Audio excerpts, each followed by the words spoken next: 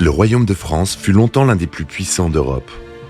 De Clovis le Franc au dernier jour de la dynastie des Bourbons, du règne austère de Saint-Louis à celui de Napoléon III, vous allez revivre 15 siècles de notre histoire. Nous allons vous raconter les monarques français entre conflits, trahisons, rivalités et alliances. Vous écoutez Louis XIV, épisode 1, première partie. Au XVIIe siècle, la France était la plus grande nation d'Europe et la personne de son roi, Louis XIV, en reflétait toute la splendeur. Il était né pour tenir ce rôle, pour être celui qui allait régner 72 ans sur la France, plus longtemps que tout autre roi de l'histoire. Tout jeune, il fut associé au brillant dieu du soleil, Apollon, et c'est ainsi que plus tard on l'appela communément le roi Soleil. Il fallait qu'il soit tout le temps en situation d'éblouir ses contemporains. Jean-François Beige, écrivain. Le comportement de Louis XIV révèle une personnalité tout entière imprégnée de la notion de règle absolue. Il montre vis-à-vis de son entourage, qu'il s'agisse de sa famille, de ses femmes, de ses proches conseillers, de ses sujets, de la cour, des États voisins, un besoin impérieux de domination et de contrôle. Il s'appropria l'image du roi Soleil et écrivit dans ses mémoires « Le Soleil, par la lumière qu'il communique aux autres astres qui lui composent comme une sorte de cour, est assurément la plus vive et la plus belle image d'un grand monarque. » Tout au long de son règne, il jouit d'un pouvoir et de privilèges sans précédent. Il agrandit son territoire et couronna ses succès en construisant l'unité de son pays. Et c'est grâce à lui que la culture française éblouit le monde entier. Le roi Soleil était un homme remarquable, d'une envergure exceptionnelle, mais qui, comme tout être humain, n'était pas parfait. Il a parfois confondu sa gloire et celle de la France.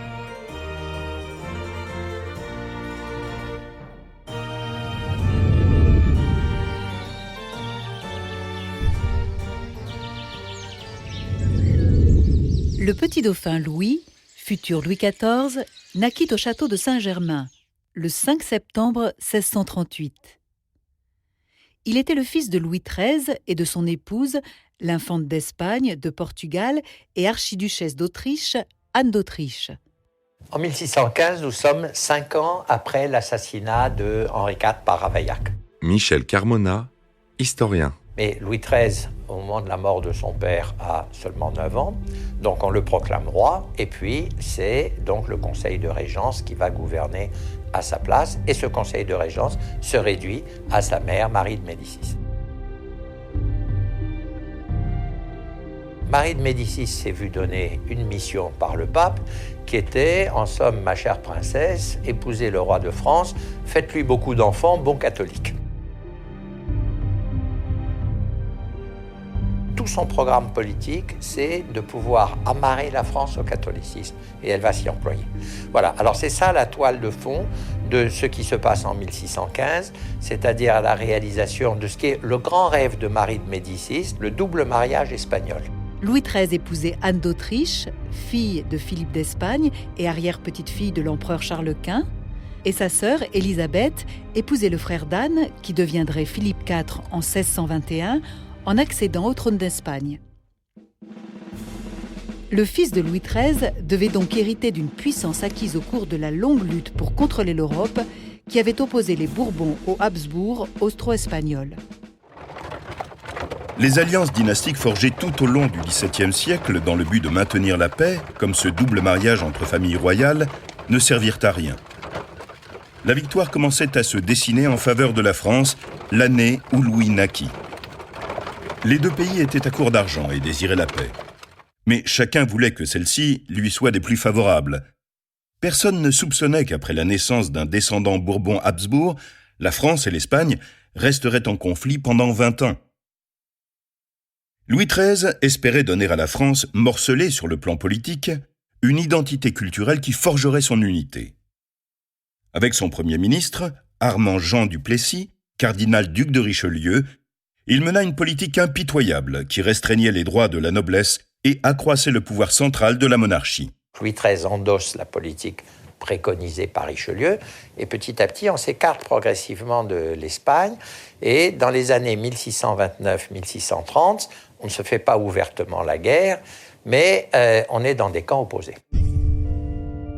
Vers la fin de sa vie, Richelieu désigna son successeur en le cardinal italien Jules Mazarin, un ancien émissaire du pape, et lui confia la mission de poursuivre son ambition, créer une France forte, indépendante et alliée de l'Espagne. Louis XIV, c'est en quelque sorte l'enfant du miracle. C'est Louis Dieudonné. Françoise Hildesheimer, conservateur général du patrimoine. Sa naissance fait suite à une longue période d'incertitude et de très mauvaises relations au sein du couple royal. La naissance de Louis fut célébrée en grande pompe. Il assurait la succession au trône, ce dont Richelieu et Mazarin avaient besoin pour marquer le début de leur projet. Richelieu mourut en 1642, quelques mois seulement avant Louis XIII. On dit que Louis XIV fut toujours conscient de sa condition et du rôle qu'il jouerait plus tard. Quand il fut appelé au chevet de son père mourant, le roi demanda « Qui est-ce » Et le jeune dauphin, qui avait à peine 5 ans, répondit « Louis XIV ». Il n'avait que 3 semaines d'avance sur son avènement. La naissance même de Louis semblait un signe divin. Il était le premier-né de ses parents qu'il attendait depuis 23 ans. Son arrivée fut considérée comme un miracle, un cadeau de Dieu au peuple de France. À la mort de Louis XIII, le 14 mai 1643, Anne d'Autriche devint régente.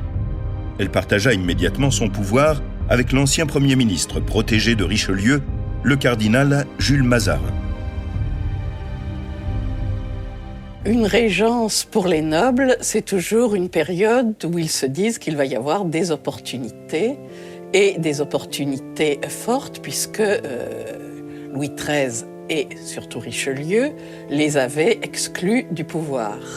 Donc ils pensaient que ce serait un retour en force. Or, voilà que, surprise, la reine Anne d'Autriche, dont ils pensaient qu'elle leur était très favorable, va continuer avec Mazarin à appliquer la politique de son défunt mari et du détesté cardinal de Richelieu. Louis XIV accédait au trône, mais ne prenait pas en personne les rênes du gouvernement. Il lui fallut pour cela attendre 18 ans et la mort de son Premier ministre. Mazarin, dont on pense qu'il fut l'amant d'Anne d'Autriche, s'employa à faire du jeune garçon le roi qui servirait son projet pour la France. Dès son plus jeune âge, il l'emmena à des réunions du Conseil. Il était présent lorsqu'il recevait des diplomates étrangers. Il encourageait Louis lorsque celui-ci jouait à la guerre avec ses amis et l'emmenait admirer les troupes pour éveiller son intérêt pour les affaires militaires. À l'âge de 7 ans, l'enfant roi était en mesure de porter une arme et il devint vite un excellent cavalier, tout comme sa mère. Louis était le grand amour d'Anne d'Autriche. Sa naissance avait renforcé sa position au sein du royaume. Elle passait plus de temps avec son enfant que la plupart des femmes de la cour. En revanche, la reine portait bien peu d'attention à son second fils, Philippe, duc d'Orléans, et le traitait souvent comme une fille. Le trône, c'est considéré comme une copropriété familiale. Michel Carmona, historien. On était dans un système, on peut dire complètement féodal par sa conception, dans lequel une famille élargie, avec les cousins, les neveux, les collatéraux, etc., une famille est propriétaire donc d'un bien, d'une principauté ou d'un royaume. Et donc, quand Marie de Médicis décide de se faire proclamer seule régente, ça provoque quoi ? Ça provoque évidemment les grincements de dents de tous les princes de la famille royale qui considèrent qu'ils ont de façon naturelle une part au gâteau. Louis avait tout juste 10 ans en 1648, quand le pays connut une période de guerre civile appelée la Fronde, qui allait bouleverser la France pendant 4 ans.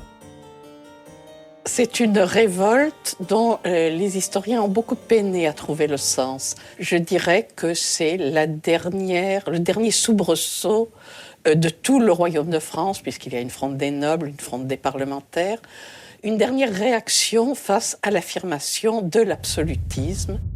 La Fronde était une réaction au pouvoir croissant de Mazarin et d'Anne d'Autriche, tous deux étrangers, et qui menaçaient en permanence de déplacer le pouvoir du Parlement vers la couronne.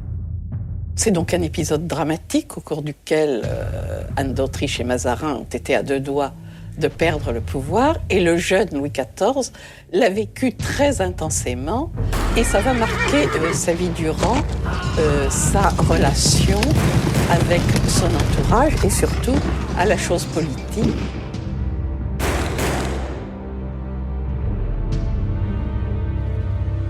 Anne d'Autriche va admirablement manœuvrer.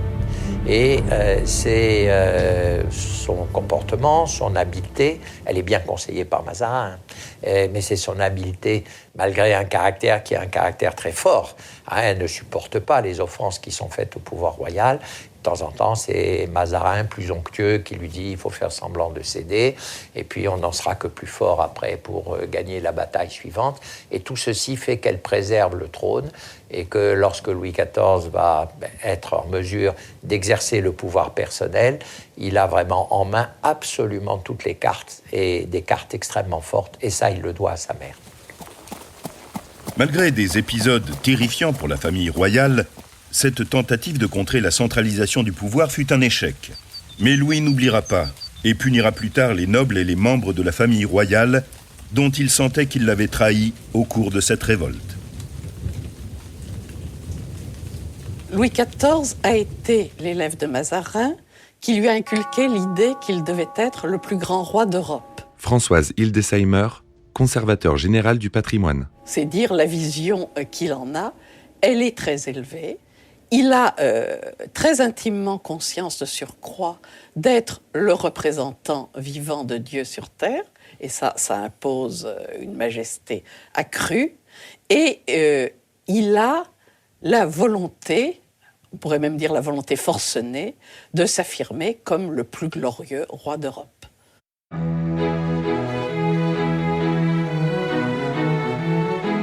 Au début des années 1650, Mazarin étendit son tutorat en instruisant quotidiennement le jeune roi des affaires intérieures et extérieures de la France.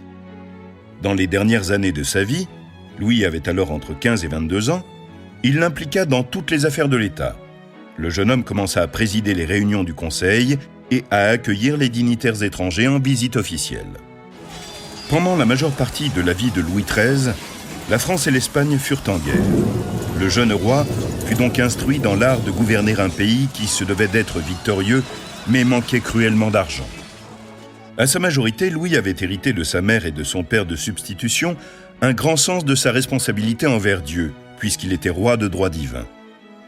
Sa mission était d'user de cette autorité pour devenir l'incarnation de la gloire de la France. À 14 ans, Louis participa à un ballet et dansa le rôle d'Apollon, le dieu du soleil. Il dégageait une majesté naturelle et cultivait avec soin son image de roi soleil.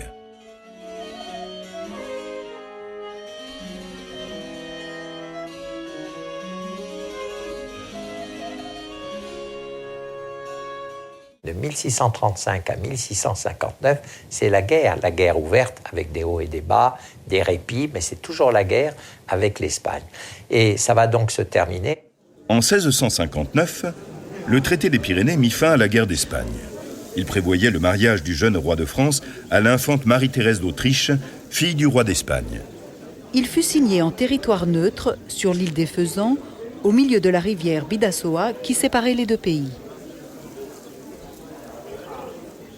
Et on dit le meilleur gage de la réconciliation, c'est évidemment un mariage espagnol. Alors on sait par l'expérience de Louis XIII et Anne d'Autriche que ça ne règle pas tout, mais on se dit, n'empêche, il vaut mieux être allié par la famille, par les liens du sang, que ne pas avoir de lien du tout. Et c'est pour ça que ce mariage a une très très grosse importance politique, parce que on clôt la période de l'affrontement entre la France et l'Espagne. Louis et son épouse furent accueillis à Paris par la foule en liesse. Anne d'Autriche et Mazarin avaient accompli leur tâche. Le cardinal mourut l'année suivante, en 1661. Louis avait alors 22 ans. Le pape n'a pas de pouvoir sur lui et l'empereur n'a pas de pouvoir sur lui. Michel Carmona, historien. Alors évidemment, ça énerve les papes au plus haut point, ça énerve les Habsbourg, mais le roi de France dit « moi je ne vous dois rien ». je ne dois de compte que à Dieu et à ma conscience. Après la mort de Mazarin, Louis XIV s'empara des rênes du pouvoir et travailla à le consolider. Sa première tâche fut de punir la noblesse indocile. Il bannit du Conseil royal tous les membres de la noblesse et ne se choisit pas de Premier ministre, ni lors de son avènement, ni plus tard. Ce coup d'État stupéfia la cour. À sa mort, Mazarin était un homme riche. Il laissa à Louis toute sa fortune, ses collections de sculptures, d'œuvres d'art et de mobilier. Mais on dit que son cadeau le plus précieux fut Jean-Baptiste Colbert, qui fut le principal conseiller de Louis durant 20 ans. Il lui permit d'accomplir le projet de Richelieu de consolider le pouvoir de la France. Colbert, ça va être le nouvel homme fort.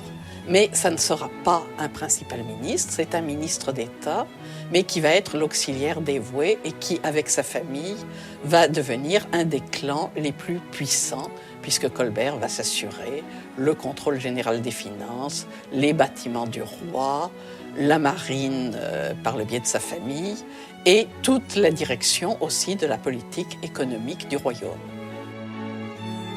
Colbert remplaça avec fracas le surintendant des finances de Louis XIII, Nicolas Fouquet.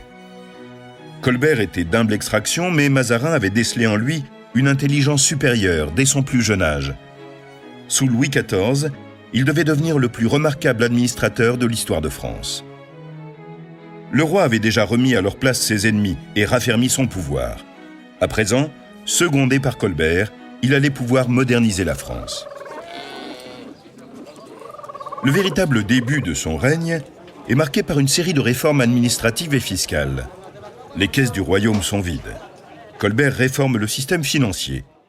Il réduit la dette nationale en instituant des impôts plus efficaces. La dîme et les douanes étaient des formes de taxation coutumière, la gabelle un impôt sur le sel et la taille sur la terre.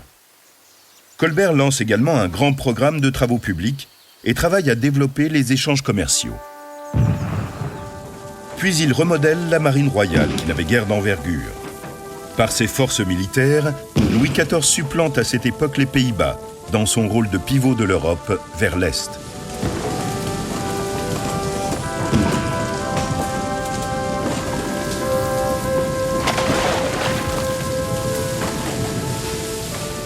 Bien que son véritable domaine fût le commerce, Colbert occupa tous les secteurs du gouvernement, à l'exception de celui de la guerre.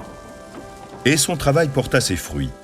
En 10 ans, de 1661 à 1671, après la mort de Mazarin et la fin de la guerre d'Espagne, il parvient à rétablir l'équilibre économique du pays et à doubler le revenu national. À sa mort en 1683, celui-ci était 4 fois celui de l'Angleterre et près de 10 fois celui de la République de Venise. Tout cela va se heurter à la politique belliqueuse de Louis XIV, qui, elle, va être coûteuse et va contrecarrer cet effort de redressement économique. Jusqu'à nos jours, le roi Soleil est connu pour avoir été un protecteur des arts et un mécène généreux. Sa motivation, elle est simple, c'est être le plus puissant souverain d'Europe et le manifester dans la pierre, dans les divertissements, dans les bals, dans les fêtes, bref, éblouir. En 1667, Louis fonde l'Académie des sciences et l'Observatoire royal. Jusqu'à sa mort, il continuera à créer des académies et des fondations scientifiques, pour qu'elles mènent des activités qu'elle préside en chantant les louanges de la figure transcendante du roi Soleil. C'est le mécénat du roi Soleil qui permit l'épanouissement de la littérature française à travers des écrivains comme Molière, Racine et La Fontaine, dont les œuvres ont toujours autant de retentissement de nos jours. Les arts visuels également trouvèrent un protecteur en Louis XIV. Il subventionna et passa des commandes à des artistes comme Charles Lebrun, Pierre Mignard, Antoine Coissevox et Hyacinthe Rigaud, dont les œuvres étaient admirées dans toute l'Europe. En musique, des compositeurs et musiciens comme Jean-Baptiste Lully, Jacques Champion de Chambonnières et François Couperin purent s'épanouir et influencer les générations suivantes.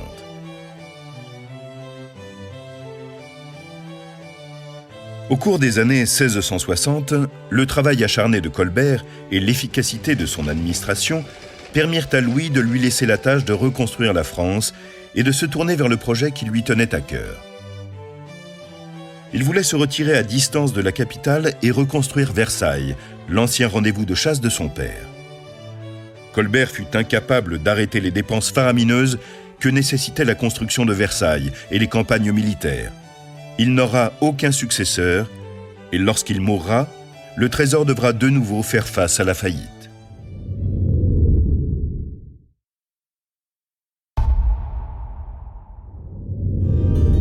Les rois avaient souvent coutume d'avoir une épouse, choisie pour des raisons politiques, et une maîtresse officielle, davantage à son goût. Mais avec Louis, les relations amoureuses se succédèrent à un rythme qui dépassait la norme. En même temps, Louis était un jeune homme pieux. Il avait de grandes connaissances en théologie, ne manquait jamais d'observer les rites de l'Église et s'efforçait de ne pas pécher. Il est une question que l'on se pose et à laquelle il est difficile de répondre.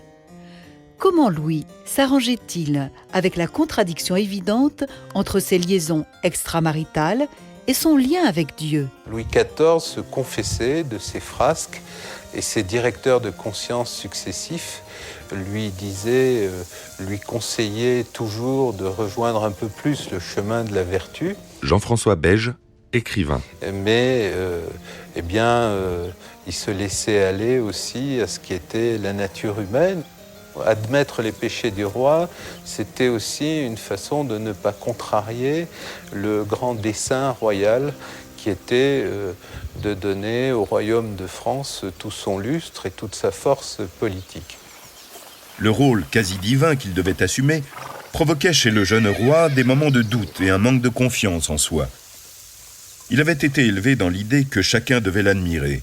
Ceci, lié au besoin d'être rassuré, peut expliquer en partie qu'il n'ait pu résister aux nombreuses avances des plus belles femmes de la cour. Le jeune Louis vécut une passion pour l'exquise Marie Mancini. Il tomba amoureux d'elle alors qu'il n'avait que 18 ans. Mais sa mère et Mazarin lui interdirent ce qu'il considérait comme une mésalliance. Le cardinal fit tout pour l'en décourager et arrangea pour lui un mariage diplomatique avec la nièce d'Anne d'Autriche, la jeune infante Marie-Thérèse d'Espagne. Le cœur brisé, Louis accepta par devoir d'épouser l'infante à Saint-Jean-de-Luz, le 9 juin 1660. Il n'était pas amoureux d'elle, mais il fut touché et flatté par l'amour qu'elle lui portait. Malgré ses infidélités, Louis ne cessa jamais de traiter la reine, son épouse, avec courtoisie et une tendresse affichée. Il ne voulait pas qu'on puisse penser qu'il ne l'aimait pas. Et avec le temps, il s'éprit profondément d'elle. Le grand dauphin Louis de France, seul enfant survivant de Louis XIV et de Marie-Thérèse, naquit l'année suivante, en 1661. Il est difficile de savoir combien de fois la reine fut enceinte, mais on sait qu'elle fit au moins 6 fausses couches. En 1661, le frère du roi, Philippe, duc d'Orléans, qu'on appelait Monsieur, épousa Henriette Anne d'Angleterre, qui ne tarda pas à devenir la maîtresse de Louis. Anne d'Autriche était choquée par le comportement de son fils. Pour éviter sa colère, Henriette Anne suggéra à Louis de feindre de s'intéresser à une de ses suivantes, ce qui permettrait de garder leur relation secrète. Mauvaise idée, car il ne fallut guère de temps pour que la jeune femme, censée servir de couverture à leurs amours, tombe elle aussi dans les bras du roi. Henriette avait choisi la jeune et virginale Louise de la Vallière. Celle-ci, impressionnée par le caractère divin de son souverain, tomba amoureuse de l'homme lui-même. Il fut séduit par ses cheveux blonds, ses yeux bleus, sa peau pâle, sa timidité et l'adoration qu'elle lui portait. Et il la prit pour maîtresse. Malgré ses multiples infidélités, Louis retourna toujours dormir auprès de sa femme. Leur relation ne s'interrompit que quelques mois, lorsque la reine se retira pour protester contre sa liaison avec Louise de la Vallière. Anne d'Autriche dut intervenir pour que les choses rentrent dans l'ordre. Louis promit alors à son épouse que lorsqu'il aurait atteint ses 30 ans, il changerait ses manières et se montrerait un bon mari.